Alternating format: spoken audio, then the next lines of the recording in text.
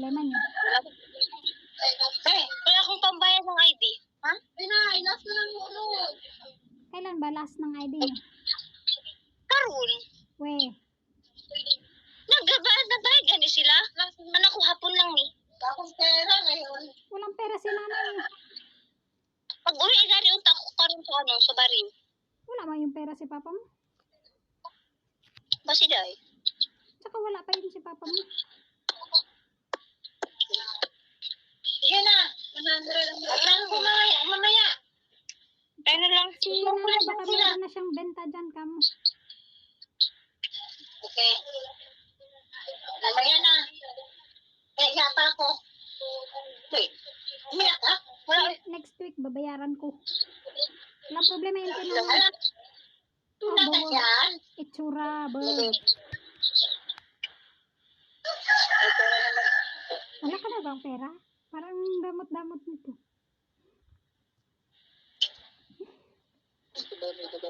Telepono ilong ko, wag. Niyad nasi. Nga mo po diyan. Ha? Ay, si pani bakit? Ha? Ang ka naman kang mag-alis. Ano na, taod-taod lang. Napamilya na may drawing mo. Ano yung first Mary ba? Sa broadcast na eh. Oo. Ano yung gulay? Wala. Friday Pero na sa may gulay sa... Natalak mo ano na gulay? Gusto yung gulay ko. Bakit di ka kumain ng gulay? English sila na yun. Bakit di ka kumain ng gulay? Ay. Wala lang. Oh, buwag. Anong ulam niyo? Bulad. Hindi mo Gulay ba galing ko alam na nakakapayat yung gulay? Gulay? Kahit naman ako. Mas nakakataba ang bulad kasi nakakapangganang kumain. Buang ka. Gamay raman akong gikaw. Oo na, kaya wala ka nag-count yung Sudan. Kaya bulad lang. Asa ka nagbubulan? Gulay ganun. Ewan ko kay Lola. Ano? Saan ako magkagulay doon? Nasa kaldero ko. Di ba sa akin tiga gina? Pinatry ko ang cellphone na ako. Bulad. Sabi, kaya nga dyan kayo kumakain ng tanghali kasi nagugulay si nanay. Buang mangkaoy. Hindi ko alam. Lamay ang bigay ito ang gulay. Lawoy lang. Kumain ka ng Ganun ba ka nag-count? kumain ka ng gulay. Mas okay na kahit walang kanin, kumain ka ng gulay. Ano na ko ba? Magigup ka ng sabaw. Sa balay. Kaya nagulay si Kathleen gahapon. Nakala ko dito siya sa Lamlaw. Nagdiretso dahil ila Daniela.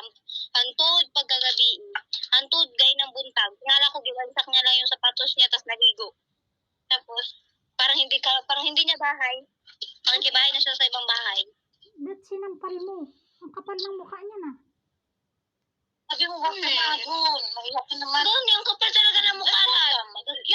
Doon talaga dumiretso pag uwi. Nandyan ba siya ngayon? Wala. Parang tagba ko gulat. Basta pag abot na ako sa balay, ginaban ako sa nina, natulog ko. Pag mata na ko, 11 na sa gabi eh. Wala na gani ko nagkaon. Nawawag ka na. Pagtanaw na ako, ako'y katapad. Tapos nagawas pa ako, tanaw na ako sa 11:38 na yung oras. Tapos tingala ko, pa siya. Tapos pagkabuntag, giano niya yung gamit, gibutang niya, tapos maligo na siya. Anak ko, ganun wala man ka naguli gahapon, tugan ta kay Papa, siya, naguli daw siya diri mga alas 10, pero sarado na yung bahay. Nya anak ko, matagan ni ko alas 11, abre ang bintana.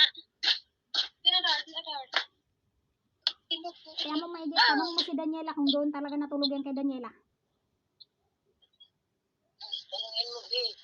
Ading naririnig ko, tanong mo si Daniela kung doon talaga yung natulog ah. Sit na bata yan. Saka yung sa akin. Wala ko yung cellphone. Pag-research ganito kung ano, sa kung himo ng activity, wala ko himo. Si Papa po nagbili ng kwarta. Pero kaya ba 100. sa activity lang? Hindi, sa ID. ID na eh. Tapos mga napa may drawing. Mag-research ganito kung drawing. Ano. Oh, Wa noon. Wa noon. Itsura. Nag-ano man ko, ikapoy ko, natulog ko, pag na ko, ang lawan unta na ko itong akong damit, wala na. Kaya alas 11 na. Saba-saba ko, bomba dito nga, tulog ng mga tao.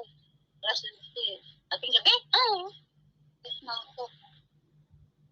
Dapat tulog ka. Pero maliwanag naman sa labas, di ba?